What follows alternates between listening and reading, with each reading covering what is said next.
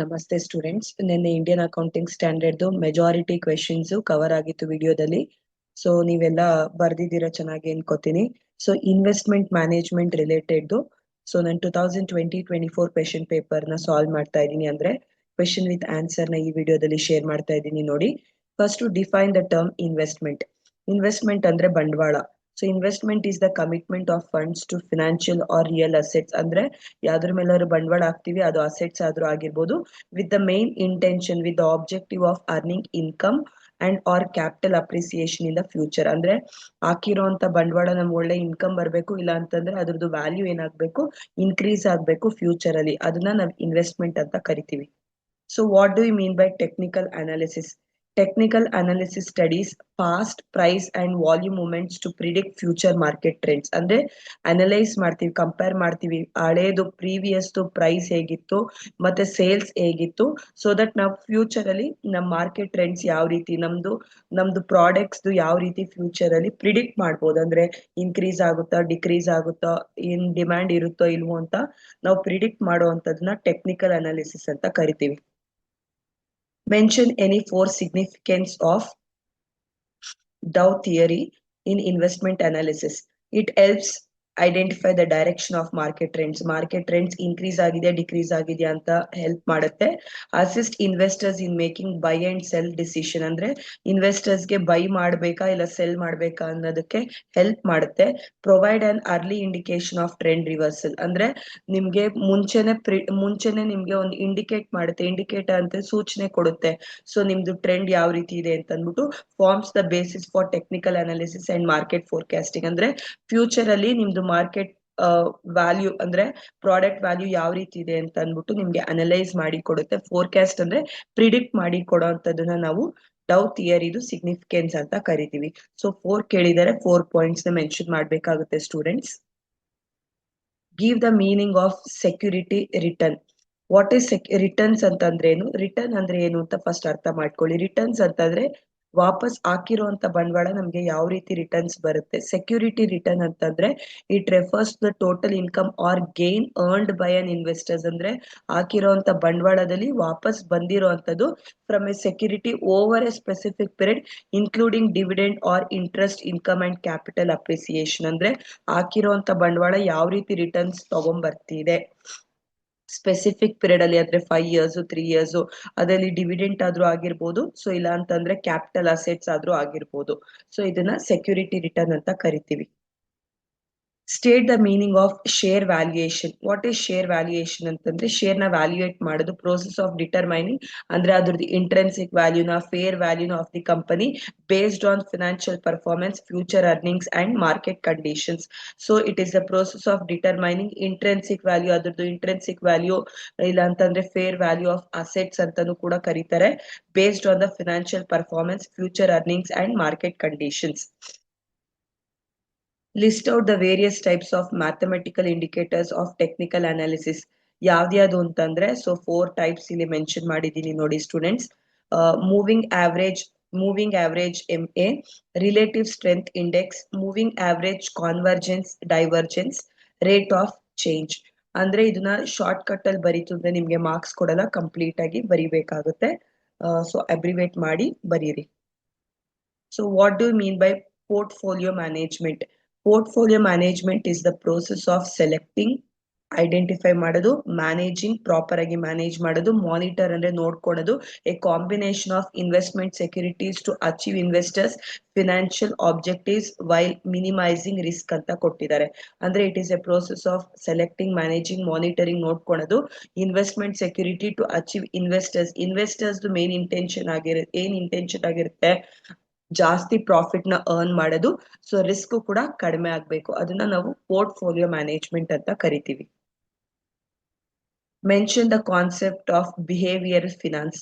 Behavioral finance is the study of how psychological, emotional, cognitive factors influence the investment decision of individuals and functioning of financial market. Behaviour finance ಅಂತಂದ್ರೆ ಒಬ್ರೊಬ್ರದ್ದು mind set ಒಂದೊಂದ್ ತರ ಇರುತ್ತೆ. So psychological ಆಗಿರ್ಬೋದು, ಅವ್ರದ್ದು ಎಮೋಷನಲ್ಗೆ ನಾವು ಬೆಲೆ ಕೊಡ್ಬೇಕು, cognitive ಅಂದ್ರೆ ಅವ್ರು ಯಾವ ರೀತಿ ರೆಸ್ಪಾಂಡ್ ಮಾಡ್ತಾರೆ, ಈ ಫ್ಯಾಕ್ಟರ್ಸ್ನೆಲ್ಲ ಕನ್ಸಿಡರ್ ಮಾಡ್ಬೇಕಾಗುತ್ತೆ. ಲೈಕ್ ಇನ್ವೆಸ್ಟ್ಮೆಂಟ್ ಮಾಡಕ್ಕಿಂತ ಮುಂಚೆ ಅದನ್ನ ನಾವು ಬಿಹೇವಿಯರ್ ಫಿನಾನ್ಸ್ ಅಂತ ಕರಿತೀವಿ. ನೆಕ್ಸ್ಟ್ ನಿಮ್ಗೆ ಸೆಕ್ಷನ್ ಬಿ ಅಲ್ಲಿ ಕ್ವೆಶನ್ಸ್ ಇದೆ ಸ್ಟೂಡೆಂಟ್ಸ್. ಸೊ ನೀವು ಇಷ್ಟೇ ಬರುತ್ತೆ ಅಂತ ನಾನು ಹೇಳ್ತಾ ಇಲ್ಲ, this may help for last minute revision ಅಂತ ಹೇಳ್ಬೋದು. ಅಂದ್ರೆ ಲಾಸ್ಟ್ ಮಿನಿಟ್ ರಿವಿಷನ್ಗೆ ನಿಮ್ಗೆ ಈ ರೀತಿ ಕ್ವೆಶನ್ ಪೇಪರ್ದು ಸಾಲ್ವ್ ಮಾಡಿ ಓದೋದ್ರಿಂದ ನಿಮ್ಗೆ ಯೂಸ್ಫುಲ್ ಆಗ್ಬೋದು ಅಂತ ಈ ಕ್ವೆಶನ್ ಹಾಕಿರುವಂತದ್ದು. Differentiate between investment and speculation. So investment ಅಂದ್ರೇನೆ ಬೇರೆ, ಸ್ಪೆಕ್ಯುಲೇಷನ್ ಅಂದ್ರೇನೆ ಬೇರೆ. ಇದಕ್ಕಿಂತ ಮುಂಚೆ ಫಸ್ಟ್ ಇಂಟ್ರಡಕ್ಷನ್ ನ ಬರೀರಿ. ಸೊ ಫಸ್ಟ್ ಇನ್ವೆಸ್ಟ್ಮೆಂಟ್ ನೋಡಿ. Investment means committing money to earn regular income and capital appreciation, ಅಂದ್ರೆ ಒಂದು ಕಡೆ ಬಂಡವಾಳ ಹಾಕುವಂಥದ್ದು. So speculation means buying or selling securities to earn quick profit from a price fluctuation. Speculation ಅಂತಂದ್ರೆ securities market ಅಲ್ಲಿ buy ಇಲ್ಲ sale ಮಾಡೋದು, so that ನಮ್ಗೆ ಇಮಿಡಿಯೇಟ್ ಆಗಿ ಪ್ರಾಫಿಟ್ ಬರೋದನ್ನ ಎಕ್ಸ್ಪೆಕ್ಟ್ ಮಾಡುವಂಥದ್ದು. It is made for long term investment, it is made for short term. Risk is comparatively low. ಬಂಡವಾಳ ಹಾಕಿ ಬಿಟ್ಬಿಡ್ತೀವಿ ನಿಧಾನಕ್ಕೆ ಬರ್ಲಿ ಇನ್ಕಮ್ ಅಂತ, ಬಟ್ ಸ್ಪೆಕ್ಯುಲೇಷನ್ ಅಲ್ಲಿ risk is very high. Return is stable and reasonable. Stable ಅಂದ್ರೆ constant, return is uncertain. ಇದರಲ್ಲಿ speculation ಅಲ್ಲಿ ಇಷ್ಟೇ ಬರುತ್ತೆ ಅಂತ ಹೇಳಕ್ಕಾಗಲ್ಲ, and may be very high are very low. Based on careful analysis and research, ಅಂದ್ರೆ ಇವತ್ತೆಲ್ಲೋ ಒಂದ್ ಕಡೆ ಸೈಟ್ ಮೇಲೆ ಇನ್ವೆಸ್ಟ್ಮೆಂಟ್ ಮಾಡಿರ್ತೀವಿ, ಸೊ ಫ್ಯೂಚರ್ ಅಲ್ಲಿ ಒಳ್ಳೆ ರಿಟರ್ನ್ಸ್ ಬಂದೇ ಬರುತ್ತೆ. ಬಟ್ ಎಲ್ಲೋ ಸೆಕ್ಯೂರಿಟೀಸ್ ಮೇಲೆ ಇನ್ವೆಸ್ಟ್ಮೆಂಟ್ ಮಾಡಿರ್ತೀವಿ, ನಾಳೆ ಏನಾಗುತ್ತೆ ಅನ್ನೋದು ಗೊತ್ತಿಲ್ಲ. ಇವಾಗ ಗೋಲ್ಡ್ ಮೇಲೆ ಇನ್ವೆಸ್ಟ್ಮೆಂಟ್ ಮಾಡ್ತೀವಿ, ಈಗ ಆಲ್ರೆಡಿ ಗೋಲ್ಡ್ ಪ್ರೈಸ್ ಕಡಿಮೆ ಆಗಿದೆ. ಸೊ ಆ ರೀತಿ based on market rumours, expectation and price movements ಅಂತ ಹೇಳ್ಬೋದು. Main objectives is wealth creation and safety of capital. Main object is quick profit. ಇದರಲ್ಲಿ ವೆಲ್ತ್ ಅಂದ್ರೆ ಅಸೆಟ್ ನ ಇನ್ಕ್ರೀಸ್ ಮಾಡ್ಕೊಳ್ಳೋದು, ಇದರಲ್ಲಿ ಇಮಿಡಿಯೇಟ್ ಆಗಿ ಪ್ರಾಫಿಟ್ ನ ನೋಡುವಂತದನ್ನ ನಾವು ಇನ್ವೆಸ್ಟ್ಮೆಂಟ್ ಅಂತ, ಸ್ಪೆಕ್ಯುಲೇಷನ್ ಅಂತ ಕರಿತೀವಿ. ಸೊ ನಿಮ್ಗೆ ಲೈಕ್ 4 ಮಾರ್ಕ್ಸ್ ಗೆ ಕೇಳ್ತಾರೆ ಡಿಫ್ರೆನ್ಶಿಯೇಟ್ ಬಿಟ್ವೀನ್ ಅಂತ ಅಂದ್ಬಿಟ್ಟು ಇಷ್ಟೊಂದು ಬರ್ಬಿಟ್ಟು ಲಾಸ್ಟ್ ಅಲ್ಲಿ hence these are the difference between investment and speculation ಅಂತ ಬರಿಬೇಕು. ಸೊ ದಟ್ ನಿಮ್ದು ಕ್ವೆಶನ್ ಕಂಪ್ಲೀಟ್ ಆಗುತ್ತೆ ಸ್ಟೂಡೆಂಟ್ಸ್. ಇದು briefly explain the phases of business cycle. Business cycle ತುಂಬಾ ಫೇಸಸ್ ಅಂದ್ರೆ ಲೈಕ್ 5 ಸ್ಟೇಜಸ್ ಇದೆ, ಬೇರೆ ತರದ್ರಲ್ಲೇ ಹೇಳೋವಂಥದ್ದಿದೆ. ಫಸ್ಟ್ ಒನ್ ಇಂಟ್ರಡಕ್ಷನ್ ಅಂತ ಹೇಳ್ಬೋದು, ಇಲ್ಲಾಂದ್ರೆ ಎಕ್ಸ್ಪಾನ್ಷನ್ ಅಂತಾನು ಕೂಡ ಹೇಳ್ತಾರೆ. ಸೆಕೆಂಡ್ ಒನ್ ಬಂದು ನಿಮ್ಗೆ ಪೀಕ್, ಇಂಟ್ರಡಕ್ಷನ್, ಗ್ರೋತ್. ಪೀಕ್ ಅಂದ್ರೆ ಗ್ರೋತ್ ಅಂತ ಹೇಳ್ತಾರೆ. ನೆಕ್ಸ್ಟ್ ಲೈಕ್ ಇಂಟ್ರಡಕ್ಷನ್, ಗ್ರೋತ್, ಮೆಚುರಿಟಿನೂ ಇರುತ್ತೆ. ಇಲ್ಲಿ ರಿಸೆಷನ್ ಡೈರೆಕ್ಟ್ ಆಗಿ ಬಂದಿದ್ದಾರೆ. ಸೊ ಒನ್ ಅಂಡ್ ಡಿಪ್ರೆಷನ್ ಅಂದ್ರೆ ಕಂಪ್ಲೀಟ್ ಆಗಿ ಡೌನ್ ಆಗಿರುತ್ತೆ.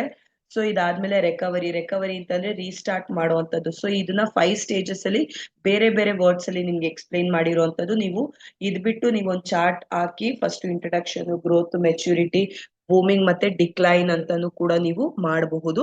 ಸೊ ಇಲ್ಲಿ ಹಾಕಿರೋ ಪ್ರಕಾರ ನೀವು ಮಾಡ್ತೀರಾ ಅಂತಾರೆ. First expansion. This phases marks the period of economic growth. ಅದರಲ್ಲಿ ಯಾವ್ದು GDP ಇನ್ಕ್ರೀಸ್ ಆಗುತ್ತೆ, gross domestic product, employment level ಜಾಸ್ತಿ ಆಗುತ್ತೆ, consumer spending grows, business investment surge, optimum prevails. ಅಂದ್ರೆ ಎಕ್ಸ್ಪ್ಯಾನ್ಷನ್ ಅಂದ್ರೆ ಬಿಸ್ನೆಸ್ ನ ಎಕ್ಸ್ಪ್ಯಾಂಡ್ ಮಾಡ್ತಾ ಇದೀವಿ ಅಂತಾರೆ, ನಮ್ಗೆ ಎಕನಾಮಿಕ್ ಗ್ರೋತ್ ಕೂಡ ಜಾಸ್ತಿ ಆಗುತ್ತೆ. ಅದ್ ಯಾವ್ದು ಅಂತ ಪಾಯಿಂಟ್ ವೈಸ್ ಇದನ್ನ ನೀವು ಬರಿಬಹುದು. ನೆಕ್ಸ್ಟ್ ಪೀಕ್ ಅಂತಂದ್ರೆ the peak represent the highest point of economic activity before the downturn. Production reaches maximum, wages ಮತ್ತೆ ಪ್ರೈಸ್ ಇನ್ಕ್ರೀಸಸ್. ಪೀಕ್ ಅಂತಂದ್ರೆ ಹೈಯೆಸ್ಟ್ ಪಾಯಿಂಟ್ ಅಲ್ಲಿ ಇರ್ತಾರೆ. ಇಂಟ್ರಡಕ್ಷನ್, ಗ್ರೋತ್, ಮೆಚುರಿಟಿ, ಬೂಮಿಂಗ್ ಅಲ್ಲಿ ಇರ್ತಾರೆ. Interest rate may rise as central banks attempt to control over spending, over production, risk emerge, ಇದೆಲ್ಲ ಇದ್ದೇ ಇರುತ್ತೆ.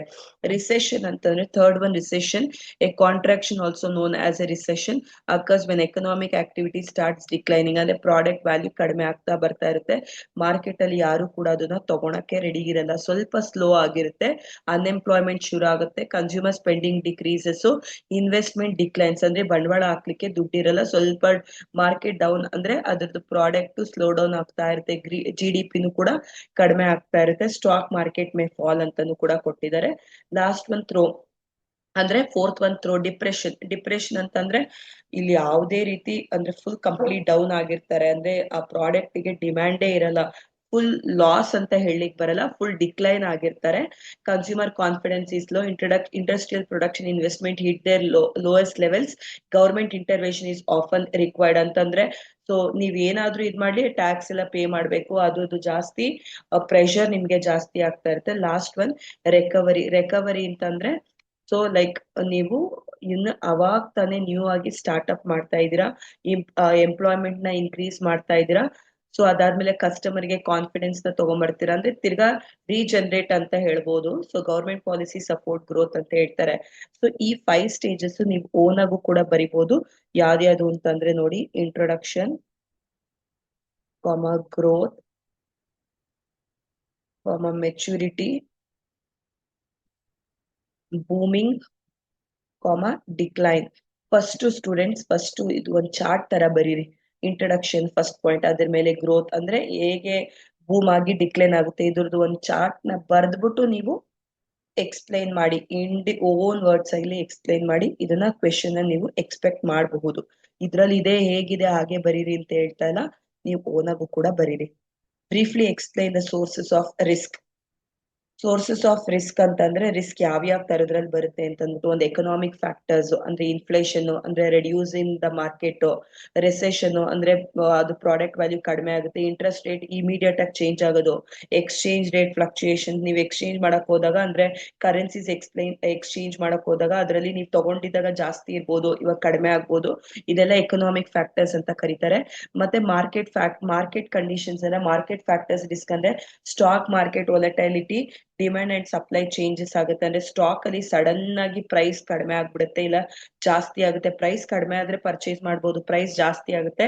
Demand and supply changes ಅಂದ್ರೆ ಡಿಮ್ಯಾಂಡೇ ಇರಲ್ಲ ಪ್ರಾಡಕ್ಟ್ ಗೆ, ಆದ್ರೆ ಅವಾಗ ಸಪ್ಲೈಯೂ ಮಾಡಕ್ಕಾಗಲ್ಲ. ಇನ್ವೆಸ್ಟರ್ ಸೆಂಟಿಮೆಂಟ್ ಅಂದ್ರೆ ಅವ್ರ ಬಿಹೇವಿಯರ್ ಯಾವ ರೀತಿ ಅನ್ನೋದನ್ನ ನಾವು ಸ್ಟಡಿ ಮಾಡ್ಲಿಕ್ಕೆ ಆಗಲ್ಲ. ಸೊ ಇದನ್ನ ಮಾರ್ಕೆಟ್ ಕಂಡೀಷನ್ಸ್ ಅಂತ ಕರೀತಾರೆ. ಪೊಲಿಟಿಕಲ್ ಅಂಡ್ ಲೀಗಲ್ ಫ್ಯಾಕ್ಟರ್ಸ್ ಅಂತಂದ್ರೆ ಗವರ್ಮೆಂಟ್ ಪಾಲಿಸೀಸ್, ದಿನಕ್ಕೊಂದೊಂದು ಪಾಲಿಸೀಸ್ ಇರುತ್ತೆ. ಇವಾಗ ನಿಮ್ಗೆ ಗೊತ್ತಿರಂಗೆ ನಮ್ಮ ಗವರ್ಮೆಂಟ್ ಕಾನ್ಸ್ಟೆಂಟ್ ಇಲ್ಲ, ರೆಗ್ಯುಲೇಟರಿ ಚೇಂಜಸ್ ಅಂದ್ರೆ ಹೊಸದಾಗಿ ಲಾಸ್ ನ ಇಂಟ್ರೊಡ್ಯೂಸ್ ಮಾಡ್ತಿರ್ತಾರೆ. ಪೊಲಿಟಿಕಲ್ ಇನ್ಸ್ಟೆಬಿಲಿಟಿ, ನಿಮ್ಗೆ ಹೇಳಿದ್ವಲ್ಲ ಎಲೆಕ್ಷನ್ಸ್ ಅಂದ್ರೆ ಇವಾಗ ಯಾರು ಸ್ಟೇಬಲ್ ಆಗಿ ಗವರ್ಮೆಂಟ್ ರನ್ ಆಗ್ತಾ ಇಲ್ಲ. ಸೊ ಇದನ್ನೆಲ್ಲ ನಾವ್ ಯಾವ ರಿಸ್ಕ್ ಅಂತ ಕರಿತೀವಿ, ಈ ತರ ಪೊಲಿಟಿಕಲ್ ಅಂಡ್ ಲೀಗಲ್ ಫ್ಯಾಕ್ಟರ್ಸ್ ಅಂತ ಕರಿತೀವಿ. Business and industry factors, company performance ಅಂದ್ರೆ ಬಿಸ್ನೆಸ್ ಅಲ್ಲಿ ಕಂಪನಿ ಪರ್ಫಾರ್ಮೆನ್ಸ್ ಡಲ್ ಆಗಿರುತ್ತೆ. ಟೆಕ್ನಾಲಜಿಕಲ್ ಚೇಂಜಸ್ ಅಂದ್ರೆ ಪ್ರತಿ ಸಲ ಅಪ್ಡೇಟ್ ಆಗ್ತಾನೆ ಇರಬೇಕು, ಕಾಂಪಿಟೇಟರ್ಸ್ ಕೂಡ ಜಾಸ್ತಿ ಆಗ್ತಿರ್ತಾರೆ. So natural and external events, natural disaster, earthquakes, floods ಇದೆಲ್ಲ ಕಾಮನ್ ಇರುತ್ತೆ. Geopolitical events, wars, trade conflicts or global crisis impact financial stability. ಅಂದ್ರೆ ನ್ಯಾಚುರಲ್ ಡಿಸಾಸ್ಟರ್ಸ್ ಆಗಿರುತ್ತೆ, ಜಿಯೋ ಪೊಲಿಟಿಕಲ್ ಇವೆಂಟ್ಸ್ ಆಗಿರ್ಬೋದು, ವಾರ್ಸ್ ಇದೆಲ್ಲ.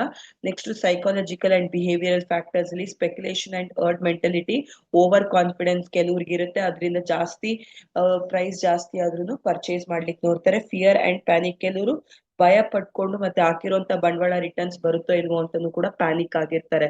ಸೊ ಇಷ್ಟು ಕೂಡ ನೀವು ಫ್ಯಾಕ್ಟರ್ಸ್ ಆಗಿ ಸೋರ್ಸಸ್ ಆಫ್ ರಿಸ್ಕ್ ಅಲ್ಲಿ ಹೇಳ್ಬೋದು. ಯಾವ್ದು ಒಂದು ಎಕನಾಮಿಕ್ ಫ್ಯಾಕ್ಟರ್ಸ್, ಮಾರ್ಕೆಟ್ ಕಂಡೀಷನ್ಸ್, ಅದಾದ್ಮೇಲೆ next political and legal factors ಅಂತ ಹೇಳ್ಬೋದು.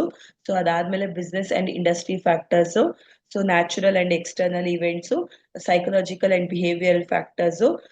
ಸೊ ಇಷ್ಟು ಕೂಡ ನೀವು ಓನ್ ವರ್ಡ್ಸ್ ಅಲ್ಲಿ, ನೀವು ಇದೇನೆ ಹೀಗೆ ಬರೀರಿ ಅಂತ ಹೇಳ್ತಾರೆ, ಓನ್ ವರ್ಡ್ಸ್ ಅಲ್ಲಿ ಈ ತರ ಕ್ವೆಶನ್ ಕೇಳಿದ್ರೆ ಎಕ್ಸ್ಪ್ಲೈನ್ ಮಾಡಬಹುದು. Briefly explain the steps involve in portfolio performance evaluation. First one, setting investment objective. ಎಲ್ಲಾರ್ದು ಇನ್ವೆಸ್ಟ್ಮೆಂಟ್ ಮಾಡುವಂತ ಫಸ್ಟ್ ಪ್ಲಾನ್ ಮಾಡ್ಕೋತೀವಿ ಅಲ್ವಾ. ಸೊ ಎಲ್ಲಿ ಇನ್ವೆಸ್ಟ್ಮೆಂಟ್ ಮಾಡ್ಬೇಕು, ಹೇಗ್ ಮಾಡ್ಬೇಕು, ಮತ್ತೆ ಮೇನ್ ಉದ್ದೇಶ ಹಾಕಿರುವಂತ ಬಂಡವಾಳ ಒಳ್ಳೆ ರಿಟರ್ನ್ಸ್ ನ ತರಬೇಕು. ನೆಕ್ಸ್ಟ್ ಅಸೆಟ್ ಅಲೋಕೇಶನ್, ಫಿಕ್ಸ್ಡ್ ಅಸೆಟ್ಸಾ, ಕರೆಂಟ್ ಅಸೆಟ್ಸಾ, ಸೊ ಹೇಗೆ ಇನ್ವೆಸ್ಟ್ಮೆಂಟ್ ಮಾಡ್ಬೇಕು, ಯಾವಾಗ ಮಾಡ್ಬೇಕು ಅನ್ನೋದನ್ನ ನೆಕ್ಸ್ಟ್ ಪ್ಲಾನ್ ಮಾಡ್ಕೋತೀವಿ. ಸೆಕ್ಯೂರಿಟಿ ಸೆಲೆಕ್ಷನ್ ಅಂದ್ರೆ long term, short term, so ಇದಕ್ಕೆ ನಾವು ರಿಸರ್ಚ್ ಮಾಡ್ಕೊಂಡು ಸೆಲೆಕ್ಟ್ ಮಾಡ್ಕೊಂತ ಹೋಗ್ತೀವಿ. Next portfolio execution, investment next ಏನಂತಂದ್ರೆ ಕರೆಕ್ಟ್ ಆಗಿ ಪ್ಲಾನ್ಡ್ ಆಗಿ ಸ್ಟ್ರಾಟಜೀಸ್ ನ ಪ್ಲಾನ್ ಮಾಡ್ಕೋಬೇಕು. This step requires proper timing and execution to maximise returns. ಹಾಕಿರುವಂತ ಬಂಡವಾಳ ನಮಗೆ ಮ್ಯಾಕ್ಸಿಮಮ್ ರಿಟರ್ನ್ಸ್ ತರೋ ತರನೇ ಪ್ಲಾನ್ ಮಾಡ್ಕೋಬೇಕು. ರಿಸ್ಕ್ ಮ್ಯಾನೇಜ್ಮೆಂಟ್ ರಿಸ್ಕ್ ಅಂತಂದ್ರೆ ನಮ್ಗೆ ರೇರ್ ಇನ್ಸಿಡೆನ್ಷಿಯಲ್ ಸೆಲೆಕ್ಷನ್ ನಾಕಿಂಗ್ ಅಂತ ಕರಿತೀವಿ. ಅಂದ್ರೆ ಎಲ್ಲಾ ಬಿಸ್ನೆಸ್ ಅಲ್ಲೂ ರಿಸ್ಕ್ ಇದ್ದೇ ಇರುತ್ತೆ, ಸೊ ಅದನ್ನ ನಾವು ಪ್ರಾಪರ್ ಆಗಿ ಮ್ಯಾನೇಜ್ ಮಾಡೋದನ್ನ ಕಲ್ತ್ಕೊಂತ ಹೋಗ್ಬೇಕು. ನೆಕ್ಸ್ಟ್ ಪರ್ಫಾರ್ಮೆನ್ಸ್ ಮಾನಿಟರಿಂಗ್, ಅಂದ್ರೆ ಯಾವ ರೀತಿ ಬಿಸ್ನೆಸ್ ನಾವು ಸ್ಟಾರ್ಟ್ಅಪ್ ಮಾಡಿರೋಂಥದ್ದು ಯಾವ ರೀತಿ ರನ್ ಆಗ್ತಿದೆ, ಪರ್ಫಾರ್ಮೆನ್ಸ್ ಹೇಗಿದೆ, ಇನ್ಕ್ರೀಸಿಂಗ್ ಟ್ರೆಂಡ್ ಅಲ್ಲಿ ಇದೆಯಾ, ಡಿಕ್ರೀಸಿಂಗ್ ಟ್ರೆಂಡ್ ಅಲ್ಲಿ ಇದೆಯಾ ಅಂತ ನೋಡ್ಬೇಕು. Next rebalancing the portfolio. Over time some investment made perform better than others. Shifting original asset location adjustment ಅಂದ್ರೆ ರೀಬ್ಯಾಲೆನ್ಸಿಂಗ್ ಅಂತಂದ್ರೆ ಏನಾದ್ರು changes buying and selling changes ಏನಾದ್ರು ಮಾಡ್ಬೇಕಾ, ಏನಾದ್ರೂ ಅಪ್ಡೇಟ್ ಮಾಡ್ಬೇಕಾ ಅನ್ನೋದನ್ನ ನೋಡ್ಕೋಬೇಕಾಗುತ್ತೆ. Review and revision. Review and revision ಅಂತಂದ್ರೆ ಯಾವಾಗ ಪೀರಿಯಾಡಿಕಲಿ ಅದನ್ನ ನೋಡ್ಕೊಂತಾನೆ ಇರಬೇಕು. So revise necessary modification or to keep the portfolio align with objectives ಅಂತ ಕೊಟ್ಟಿದ್ದಾರೆ. ಸೊ ಅಂದ್ರೆ ಇಷ್ಟು ಸ್ಟೆಪ್ಸ್ ನ ನೀವು ಫಾಲೋ ಮಾಡ್ಬೇಕಾಗುತ್ತೆ ಸ್ಟೂಡೆಂಟ್ಸ್. ಸೊ ಯಾವ್ದ್ಯಾವ್ದು ಅಂತಂದ್ರೆ ಇಲ್ಲಿ ಏನಿದೆ ಅದನ್ನೇ ಬರೀರಿ ಅಂತ ಹೇಳ್ತಾರೆ. Setting up investment objective. Objective ಉದ್ದೇಶ ಏನಂತಾರೆ, ಎಲ್ಲಿ ಬಂಡವಾಳ ಹಾಕ್ಬೇಕು, ಹೇಗ್ ಹಾಕ್ಬೇಕು, ಯಾವಾಗ ಹಾಕ್ಬೇಕು, ಒಳ್ಳೆ ಪ್ರಾಫಿಟ್ ಬರಬೇಕು. Asset, fixed assets, current asset, ಯಾವಾಗ ಏನು ಅನ್ನೋದನ್ನ asset allocation. Security selection, long term short term. Portfolio execution correct ಆಗಿ ಪ್ರಾಪರ್ ಆಗಿ ಪ್ಲಾನ್ ಮಾಡಬೇಕು. ರಿಸ್ಕ್ ಮ್ಯಾನೇಜ್, ಅಫ್ಕೋರ್ಸ್ ರಿಸ್ಕ್ ಇದ್ದೇ ಇರುತ್ತೆ, ಅದನ್ನ ಮ್ಯಾನೇಜ್ ಮಾಡೋದನ್ನ ಕಲಿಬೇಕು. ಪರ್ಫಾರ್ಮೆನ್ಸ್ ಮಾನಿಟರಿಂಗ್, ಯಾವ ರೀತಿ ರನ್ ಆಗ್ತಿದೆ ಅಂತ ಮಾನಿಟರ್ ಮಾಡ್ಕೋಬೇಕು, ನೋಡ್ಕೋಬೇಕು. ರೀಬ್ಯಾಲೆನ್ಸಿಂಗ್, ಏನಾದ್ರೂ ತಿರ್ಗಾ ಅಪ್ಡೇಟ್ ಮಾಡ್ಬೇಕಾ ಅನ್ನೋದನ್ನ ನೋಡ್ಕೋಬೇಕು. ರಿವ್ಯೂ ಅಂಡ್ ರಿವಿಷನ್ ಪ್ರಾಪರ್ ಆಗಿ ಚೆಕ್ ಮಾಡ್ಕೊಂತ ಹೋಗ್ಬೇಕು. So discuss the various objective of investment. ಕ್ಯಾರೆಕ್ಟರಿಸ್ಟಿಕ್ಸ್ಗೂ ಇದೆ ಆನ್ಸರು, ಫೀಚರ್ಸ್ಗೂ ನೀವು ಇದೇ ಬರಿಬಹುದು, ಆಬ್ಜೆಕ್ಟಿವ್ಸ್ ಇದೇ ಬರಿಬಹುದು. ಸೇಫ್ಟಿ ಆಫ್ ಕ್ಯಾಪಿಟಲ್, ನಾವು ಹಾಕಿರುವಂತ ಬಂಡವಾಳ ಸೇಫ್ ಆಗಿದ್ಯಾ. ಸ್ಟೇಬಲ್ ಅಂಡ್ ಕಾನ್ಸ್ಟೆಂಟ್ ರಿಟರ್ನ್, ಅಂದ್ರೆ ಸ್ಟೇಬಲ್ ಅಂದ್ರೆ ಪ್ರಾಪರ್ ಆಗಿ ಇನ್ವೆಸ್ಟರ್ಸ್ಗೆ ರಿಟರ್ನ್ ತರಬೇಕು. ಲಿಕ್ವಿಡಿಟಿ, ನಾವು ಲಿಕ್ವಿಡ್ ಪೊಸಿಷನ್ ಅಲ್ಲಿ ಇರ್ಬೇಕಂದ್ರೆ an asset can easily converted into cash. Asset ನ ಕ್ಯಾಶ್ಗೆ, ಬಂಡವಾಳ ಇಂದ ಈಸಿಯಾಗಿ ಕ್ಯಾಶ್ಗೆ ಕನ್ವರ್ಟ್ ಮಾಡೋ ತರ ಇರಬೇಕು. ಗ್ರೋತ್ ಪೊಟೆನ್ಶಿಯಲ್, ಹಾಕಿರೋಂತ ಬಂಡವಾಳ ಬೆಳವಣಿಗೆ ತರಬೇಕು. ಲೋ ರಿಸ್ಕ್, ರಿಸ್ಕ್ ಕಡಿಮೆ ಮಾಡಬೇಕು. ರೀಸನಬಲ್ ರಿಟರ್ನ್ಸ್ ಅಂದ್ರೆ ಮ್ಯಾಕ್ಸಿಮಮ್ ರಿಟರ್ನ್ಸ್ ತರಬೇಕು. ಟ್ಯಾಕ್ಸ್ ಎಫಿಷಿಯನ್ಸಿ, ನಾವು ಟ್ಯಾಕ್ಸ್ ನ ಪೇ ಮಾಡ್ಲೇಬೇಕು, ಯಾರು ಟ್ಯಾಕ್ಸ್ ಇಂದ ಎಸ್ಕೇಪ್ ಆಗ್ಲಿಕ್ಕೆ ಆಗಲ್ಲ. ಡೈವರ್ಸಿಫಿಕೇಶನ್ ಆಪರ್ಚುನಿಟಿ, ಅಂದ್ರೆ ನಮ್ ಬಿಸ್ನೆಸ್ ನ ನಾವು ಎಕ್ಸ್ಪ್ಯಾಂಡ್, ಬೇರೆ ಕಡೆನೂ ಕೂಡ ಅದನ್ನ ಎಕ್ಸ್ಪ್ಯಾಂಡ್ ಮಾಡ್ಬೇಕು, ಎಲಾಬ್ರೇಟ್ ಮಾಡೋ ತರ ನೋಡ್ಕೋಬೇಕು. ಇನ್ಫ್ಲೇಷನ್ ಪ್ರೊಟೆಕ್ಷನ್, ಅಂದ್ರೆ ಲೈಕ್ ಇನ್ಕ್ರೀಸ್ ಆಗಿರ್ಲಿ ಡಿಕ್ರೀಸ್ ಆಗಿರ್ಲಿ ಪ್ರೈಸಸ್, ನಾವು ಅದನ್ನ ಪರ್ಚೇಸ್ ಮಾಡೋ ಕೆಪಾಸಿಟಿಲಿ ಇರಬೇಕು. ಮಾರ್ಕೆಟಬಿಲಿಟಿ, ಮಾರ್ಕೆಟ್ ಅಲ್ಲಿ ಕಾಂಪಿಟೇಷನ್ ಫೇಸ್ ಮಾಡೋ ತರದ್ರಲ್ಲಿ ಇರಬೇಕು. ಸೊ ಇಷ್ಟು ಕೂಡ ಆಬ್ಜೆಕ್ಟಿವ್ಸ್ ಅಲ್ಲೂ ಕೂಡ ಬರಿಬಹುದು, ಫೀಚರ್ಸ್ ಅಲ್ಲೂ ಬರಿಬಹುದು, ಕ್ಯಾರೆಕ್ಟರಿಸ್ಟಿಕ್ಸ್ ಅಲ್ಲೂ ಬರಿಬಹುದು. ಬರೀ ಇಷ್ಟು ಪಾಯಿಂಟ್ಸ್ ಬರ್ಬಿಡಿ ಅಲ್ಲ, ಇದನ್ನ ಎಲಾಬ್ರೇಟ್ ಮಾಡಬೇಕು, ನಿಮ್ಮ ಓನ್ ವರ್ಡ್ಸ್ ಅಲ್ಲಿ ಎಲಾಬ್ರೇಟ್ ಮಾಡಿ. ಸೆಕ್ಷನ್ ಸಿ, ಇದು ಜಸ್ಟ್ ನನ್ನ ಕ್ವೆಶನ್ಸ್ಗೆ ಆನ್ಸರ್ ಯಾವ್ದ್ಯಾವ್ದು ಅನ್ನೋದನ್ನ ಹೇಗ್ ಮಾಡ್ಬೇಕು ಅನ್ನೋದನ್ನ ಡಿಸ್ಕಸ್ ಮಾಡ್ತೀನಿ ನೋಡಿ. What do mean by fundamental analysis. Discuss the objectives of fundamental analysis. 12 marks ಗೆ ಅಂತಂದ್ರೆ ಫಸ್ಟ್ ಮೀನಿಂಗ್ ಬರಿಬೇಕು. ಫಂಡಮೆಂಟಲ್ ಅನಾಲಿಸಿಸ್ ಅಂದ್ರೆ is the process of evaluating the intrinsic value of security by analysing economic condition, industry performance and financial position of a company. It helps investors determine whether a security is overvalued or undervalued and make informed investment decision ಅಂತ ಕೊಟ್ಟಿದ್ದಾರೆ. First introduction ಅಲ್ಲಿ ಇದು ಬರಿಬೇಕು. So objectives ಒಂದೊಂದೇ ಬರ್ಕೊಂಡು explain ಮಾಡ್ಬೋದು, ಇಲ್ಲ first objectives ಬರ್ಬಿಟ್ಟು ಆಮೇಲೆ ಎಕ್ಸ್ಪ್ಲನೇಷನ್ ಅಂತ ಬರೀತು ಅಂತಂದ್ರೆ ನಿಮ್ಗೆ ಸ್ವಲ್ಪ ನೀವು 12 ಮಾರ್ಕ್ಸ್ ಬರ್ದಿದ್ದೀರಾ ಅಂತ ಅನ್ಸುತ್ತೆ. Objective determine intrinsic value, fair value, actual value ಅಂತ ಹೇಳ್ಬೋದು. ಟು ಮೇಕ್ ಇನ್ವೆಸ್ಟ್ಮೆಂಟ್ ಡಿಸಿಷನ್, ಅಂದ್ರೆ ಎಲ್ಲಿ ಬಂಡವಾಳ ಹೇಗ್ ಹಾಕ್ಬೇಕು, ಯಾವಾಗ ಹಾಕ್ಬೇಕು ಅನ್ನೋದನ್ನ ನೋಡ್ಕೋಬೇಕು. To identify undervalued and overvalued securities, ಅಂದ್ರೆ ಅಂಡರ್ ವ್ಯಾಲ್ಯೂಡ್ ಅಂದ್ರೆ ಕಡಿಮೆನೂ ಆಗಿರ್ಬಾರ್ದು ಜಾಸ್ತಿನೂ ಆಗಿರ್ಬಾರ್ದು. To analyse economic condition, economic condition ಅಂದ್ರೆ GDP rate, government policies, inflations ಎಲ್ಲ ಹೇಗಿದೆ ಅನ್ನೋದನ್ನ ಕಂಪ್ಯಾರಿಸನ್ ಮಾಡಬೇಕು. ಟು ಇವ್ಯಾಲ್ಯೂಯೇಟ್ ಇಂಡಸ್ಟ್ರಿ ಪರ್ಫಾರ್ಮೆನ್ಸ್, ಅಂದ್ರೆ like demand, future prospect meet ಆಗುತ್ತಾ, ಗ್ರೋತ್ ಇದೆಯಾ, ಕಾಂಪಿಟೇಷನ್ ಅಲ್ಲಿ ಹೇಗಿದೆ ಅನ್ನೋದು ನೋಡ್ಕೋಬೇಕು. To assess companies financial health, ಅಂದ್ರೆ ಲಿಕ್ವಿಡಿಟಿ ಪೊಸಿಷನ್ ಇದಾರೆ, ಇಲ್ಲ ಸಾಲ್ವೆನ್ಸಿ ಪೊಸಿಷನ್ ಅಲ್ಲಿ ಇದಾರೆ, ಯಾವ ತರದ್ರಲ್ಲಿ ಇದಾರೆ, ಇನ್ಸಾಲ್ವೆಂಟ್ ಆಗ್ಬಿಟ್ಟಿದಾರ, ಫಿನಾನ್ಷಿಯಲ್ ಸ್ಟೇಟ್ಮೆಂಟ್ ನ ಚೆಕ್ ಮಾಡ್ಕೋಬೇಕಾಗುತ್ತೆ. To minimise the investment risk, ಅಂದ್ರೆ ರಿಸ್ಕ್ ಕಡಿಮೆ ಆಗೋ ತರದ್ರಲ್ಲಿ ನೋಡ್ಕೋಬೇಕಾಗುತ್ತೆ. To maximum long term returns, of course ಇದೆಲ್ಲ ಇನ್ವೆಸ್ಟರ್ಸ್ ಅಭಿಪ್ರಾಯ ಇದೇ ಆಗಿರುತ್ತೆ, ಲಾಂಗ್ ಟರ್ಮ್ ಇನ್ವೆಸ್ಟ್ಮೆಂಟ್ ಬರ್ಲಿ ಅನ್ನೋದೇ ಆಗಿರುತ್ತೆ. ಸೊ ಇದಾದ್ಮೇಲೆ ನೋಡಿ students, each and every question section B ಮತ್ತೆ ಸೆಕ್ಷನ್ ಸಿ ಗೆ ಕನ್ಕ್ಲೂಷನ್ ಬರೀಲೇಬೇಕು. ಏನಂತ ಕನ್ಕ್ಲೂಷನ್ ಬರೀತೀರಾ ಅಂದ್ರೆ, hence these are the like objectives of financial analysis, fundamental analysis. So ಯಾವ್ದು ಅಂತಾರೆ, determine intrinsic value, to make investment decision, to identify undervalued and overvalued securities, to analyse economic condition, to evaluate industry performance, to assess companies financial health, to minimise investment risk. ಇಷ್ಟನ್ನು ಕೂಡ ನೀವು explain ಮಾಡ್ಬೇಕಾಗುತ್ತೆ. So explain the conclusion ಬರ್ದು, explain the advantages and disadvantages of trend analysis. First of all ಏನ್ ಬರಿಬೇಕು, trend analysis ಅಂದ್ರೆ introduction ಅಲ್ಲಿ ಬರ್ದಿದ್ದೀರಾ. technique of technical analysis that studies the movement of security prices over the time to identify the direction of future price movements. Trend analyse ಅಂತಂದ್ರೆ increasing status ಅಲ್ಲಿ ಇದೆಯಾ decreasing status ಅಲ್ಲಿ ಇದೆಯಾ ಅನ್ನೋದನ್ನ comparison ಮಾಡ್ಬೇಕಾಗುತ್ತೆ, ಅದು ಪ್ರೀವಿಯಸ್ ರೆಕಾರ್ಡ್ಸ್ ನ ಇಟ್ಕೊಂಡು. ಅಡ್ವಾಂಟೇಜಸ್ ನಾನು ಬರೀ ಆ ಪಾಯಿಂಟ್ಸ್ ಮಾತ್ರ ಹೇಳ್ತೀನಿ, ನೀವು ಓನ್ ವರ್ಡ್ಸ್ ಅಲ್ಲಿ ಬರಿಬೇಕಾಗುತ್ತೆ. Helps identify market trends, market trend upward direction ಅಲ್ಲ ಡೌನ್ವರ್ಡ್ ಡೈರೆಕ್ಷನ್ ಸೈಡ್ ವರ್ಡ್ ಏನು ಅನ್ನೋದು ಗೊತ್ತಾಗುತ್ತೆ. ಸಪೋರ್ಟ್ ಇನ್ವೆಸ್ಟ್ಮೆಂಟ್ ಡಿಸಿಷನ್, ರೈಟ್ ಟೈಮ್ಗೆ ಬೈ ಮಾಡಬೇಕು ಸೆಲ್ ಮಾಡೋದಕ್ಕೆ ಹೆಲ್ಪ್ ಮಾಡುತ್ತೆ. ಈಸಿ ಟು ಅಂಡರ್ಸ್ಟ್ಯಾಂಡ್, ಗ್ರಾಫ್ಸ್ ಎಲ್ಲ ಇರೋದ್ರಿಂದ ಚಾರ್ಟ್ ಇರೋದ್ರಿಂದ ನಮ್ಗೆ ಈಸಿಯಾಗಿ ಅರ್ಥ ಆಗುತ್ತೆ. Useful for short term trading, short term trading ಅವರಿಗೆ ಬೇಗ ಬಂಡವಾಳ ಹಾಕಿ ರಿಟರ್ನ್ಸ್ ಬೇಗದು ಕೂಡ ತೆಗಿಬಹುದು. ರೆಡ್ಯೂಸಸ್ ಎಮೋಷನಲ್ ಡಿಸಿಷನ್ಸ್, ಅಂದ್ರೆ ಕೆಲವ್ರದ್ದು ಏನಾಗುತ್ತೆ ಪ್ಯಾನಿಕ್ ಆಗ್ತಾರೆ, ಫಿಯರ್ ಆಗುತ್ತೆ, ಅದನ್ನ ಕಡಿಮೆ ಮಾಡುತ್ತೆ. ಐಡೆಂಟಿಫೈಸ್ ಟ್ರೆಂಡ್ ರಿವರ್ಸಲ್, ಅಂದ್ರೆ ಲೈಕ್ ಡಿಟೆಕ್ಟ್ ಮಾಡುತ್ತೆ, ಮುಂಚೆನೆ ನಮ್ಗೆ ಇಂಡಿಕೇಟ್ ಮಾಡುತ್ತೆ ಈ ರೀತಿ ನಿಮ್ಗೆ ಈ ರೀತಿ ಇವಾಗ ನೀವು ಇನ್ವೆಸ್ಟ್ಮೆಂಟ್ ಮಾಡಿದ್ರೆ ಇಷ್ಟು ಬರುತ್ತೆ ಅಂತ ಅಂದ್ಬಿಟ್ಟು ನಿಮ್ಗೆ ಅಲ್ಲಿ ಡಿಟೆಕ್ಟರ್ ತೋರಿಸುತ್ತೆ. ಸೊ ಇದೆಷ್ಟು ಕೂಡ ಅಡ್ವಾಂಟೇಜಸ್ ಆಫ್ ಟ್ರೆಂಡ್ ಅನಾಲಿಸಿಸ್ ಅಂತ ಹೇಳ್ಬೋದು. ಡಿಸ್ಅಡ್ವಾಂಟೇಜಸ್ ಅಂದ್ರೆ based on historical data, based on historical data ಅಂತಂದ್ರೆ ಸೊ ಇವಾಗ ಗೋಲ್ಡ್ ರೇಟೇ ತಗೊಳ್ಳೋಣ. ಸೊ ಲೈಕ್ ಪಾಸ್ಟ್ 15 days ಜಾಸ್ತಿ ಇತ್ತು, ಇವಾಗ ಫುಲ್ ಕಡಿಮೆ ಆಗಿದೆ. ಅಂದ್ರೆ past trends May also always predict future movements ಅಂತಾನು ಕೂಡ ಹಿಸ್ಟಾರಿಕಲ್ ಡೇಟಾನು ಕೂಡ ನಾವು ಕನ್ಸಿಡರ್ ಮಾಡಬೇಕು. ಬಟ್ ಅದು ಹೇಗೆ ಅಂತಾನು ಕೂಡ ಹೇಳಕ್ಕಾಗಲ್ಲ, ಇನ್ಕ್ರೀಸು ಆಗ್ಬೋದು ಡಿಕ್ರೀಸು ಆಗ್ಬೋದು. ಇಗ್ನೋರ್ಸ್ ಫಂಡಮೆಂಟಲ್ ಫ್ಯಾಕ್ಟರ್ಸ್, ಅಂದ್ರೆ ಕಂಪನಿ ಪರ್ಫಾರ್ಮೆನ್ಸ್ ಮತ್ತೆ ಎಕನಾಮಿಕ್ ಫ್ಯಾಕ್ಟರ್ಸ್ ನ ತಗೊಳೋದೇ ಇಲ್ಲ. ಆಲ್ವೇಸ್ ನಾಟ್ ಆಲ್ವೇಸ್ ಅಕ್ಯುರೇಟ್ ಅಂತಂದ್ರೆ ಇಷ್ಟೇ ಬರುತ್ತೆ ಹೀಗೆ ಬರುತ್ತೆ ಅಂತ ಹೇಳಲಿಕ್ಕೆ ಬರಲ್ಲ, ಅಂದಾಜ್ ಮೇಲೆ ಹೇಳ್ಬೋದು. ಡಿಫಿಕಲ್ಟ್ ಡ್ಯೂರಿಂಗ್ ವಾಲಟೇಬಲ್ ಮಾರ್ಕೆಟ್ಸ್, ಅಂದ್ರೆ ಪ್ರೈಸ್ ಫ್ಲಕ್ಚುಯೇಷನ್ಸ್ ಆದಾಗ ಅಂತ ಟೈಮಲ್ಲಿ ನಾವು ಹೇಳೋದು ಕಷ್ಟ ಆಗುತ್ತೆ. ರಿಕ್ವೈರ್ಸ್ ಟೆಕ್ನಿಕಲ್ ನಾಲೆಜ್, ಅಂದ್ರೆ ತುಂಬಾ ಟೆಕ್ನಿಕಲ್ ನಾಲೆಜ್ ಇರಬೇಕಾಗುತ್ತೆ, ಯಾವ ರೀತಿ ಟೈಮ್ ಕನ್ಸ್ಯೂಮಿಂಗ್, ತುಂಬಾ ಟೈಮ್ ತಗೊಳುತ್ತೆ. ಸೊ ಇಷ್ಟು ಕೂಡ ಡಿಸ್ಅಡ್ವಾಂಟೇಜಸ್ ಬರ್ದಾದ್ಮೇಲೆ ಕನ್ಕ್ಲೂಷನ್ ಬರಿಬೇಕಾಗುತ್ತೆ. Hence these are the advantages and disadvantages of trend analysis. Trend analysis is a valuable tool for identifying market decision or directions ಅಂತಾನು ಕೂಡ ಬರೆದು ಎಂಡ್ ಮಾಡಬೇಕಾಗುತ್ತೆ. What is portfolio management, discuss objectives of portfolio management. Portfolio management ಅಂದ್ರೆ ಅವಾಗ್ಲೇನೆ ಹೇಳ್ದಂಗೆ 2 marks ಅಲ್ಲಿ managing, it is a process of selecting, managing and continuously monitoring a combination of investment security to achieve the investors financial objective while balancing risk and return. Risk ಮತ್ತೆ return ಎರಡು ಕೂಡ balance ಮಾಡಬೇಕು, proper ಆಗಿ manage ಮಾಡಬೇಕು, ಹಾಕಿರುವಂತ ಬಂಡವಾಳ ನಮ್ಗೆ ಒಳ್ಳೆ returns ತರಬೇಕು, ಇದೇ main meaning. Objectives of portfolio management, maximisation of returns, ಅಂದ್ರೆ ಬಂಡವಾಳ ಹಾಕಿರೋರಿಗೆ ಜಾಸ್ತಿ ರಿಟರ್ನ್ಸ್ ತರಬೇಕು. ಮಿನಿಮೈಸೇಷನ್ ಆಫ್ ರಿಸ್ಕ್ ರೆಡ್ಯೂಸ್ ಮಾಡೋ ತರದ್ರಲ್ಲಿ ಇರಬೇಕು. ಸೇಫ್ಟಿ ಆಫ್ ಕ್ಯಾಪಿಟಲ್, ನಮ್ಮ ಬಂಡವಾಳಗೆ ಒಳ್ಳೆ ಪ್ರೊಟೆಕ್ಷನ್ ಇರಬೇಕು, ಸೇಫ್ಟಿ ಇರಬೇಕು, ಸೇಫ್ ಆಗಿರ್ಬೇಕು ಹಾಕಿರುವಂತ ಬಂಡವಾಳ.